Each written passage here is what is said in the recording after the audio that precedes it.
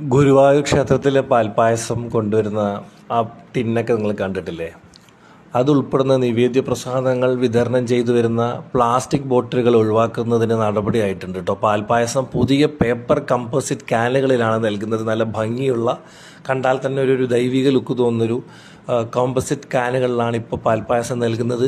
ഇതിനുള്ള ഉപകരണ സംവിധാനത്തിൻ്റെ പ്രവർത്തനമൊക്കെ തന്നെ ദേവസ്വം ഓഫീസിൽ പ്രവർത്തനം തുടങ്ങിയിട്ടുണ്ട്. ചൂടുള്ള പാൽപ്പായസം പ്ലാസ്റ്റിക് കണ്ടെയ്നറുകൾക്ക് പകരം ശീതീകരിച്ച് 60 ഡിഗ്രി വരെ തണുപ്പിച്ച ശേഷം നേർത്ത അലൂമിനിയം പേപ്പർ കാനുകളിൽ ഓട്ടോമേറ്റഡ് മെഷീനുകൾ വഴി നിറച്ച് കൗണ്ടറിൽ വിതരണ സ്ഥലത്ത് എത്തിച്ചു നൽകുന്ന ഒരു സംവിധാനമാണിത്. എന്തായാലും അന്ന് ഇത് തുടങ്ങിയ ദിവസം ഡോക്ടർ വി കെ വിജയൻ ഭദ്രദീപം തെളിയിച്ചുകൊണ്ടാണ് ഇത് തുടങ്ങിയത്. സ്വിച്ച് ഓൺ കർമ്മം നടത്തിയത് അഡ്മിനിസ്ട്രേറ്റർ OB അരുൺകുമാറാണ്. എന്തായാലും ഈ കണ്ടെയ്നറിൽ ഇപ്പോൾ പായസം വിതരണം ചെയ്ത് തുടങ്ങിയിട്ടുണ്ട്. അത് കൊണ്ടുവന്ന് കഴിക്കുന്ന പലർക്കും വളരെ സന്തോഷം തോന്നുന്ന തരത്തിലാണ് ഈ കണ്ടെയ്നറുടെ ഡിസൈൻ. നമ്മൾ ഒരെണ്ണം വാങ്ങിയിരുന്നു, വളരെ നന്നായിരുന്നു.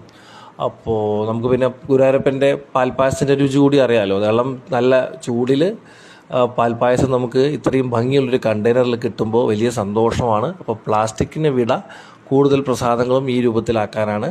അപ്പോൾ പലരും നമ്മളോട് വീഡിയോയിൽ ചോദിച്ചിരുന്നു എത്രയാണ് അവിടുത്തെ പായസത്തിന്. 4 ലിറ്ററിന് 50 രൂപയാണ് ദേവസ്വത്തിൽ വാങ്ങുന്നത്.